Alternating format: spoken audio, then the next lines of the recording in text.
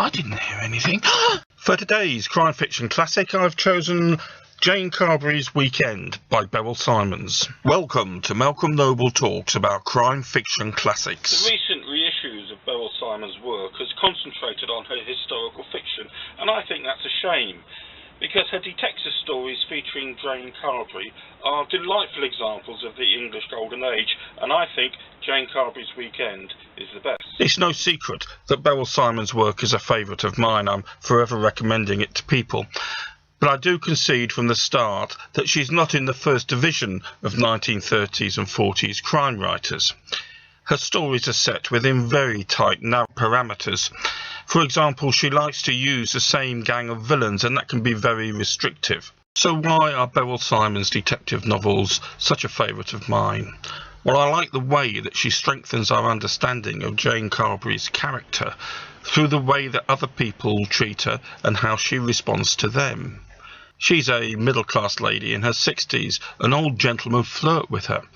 Jane responds with quite killing put-downs, but softly delivered. Her family regard her as an aunt with a talent for getting into trouble, and she's quite happy to let them think that it's all her fault.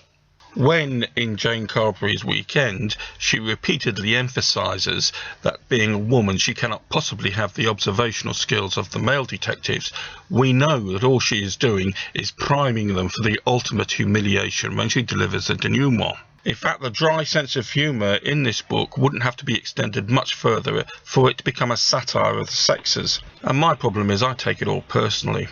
I feel that when she puts a red herring on the trail, it's me that she's tricking, not her readership in general. And when she pokes fun at my traditional male attitudes, I do feel that she knows more about me than I know about her.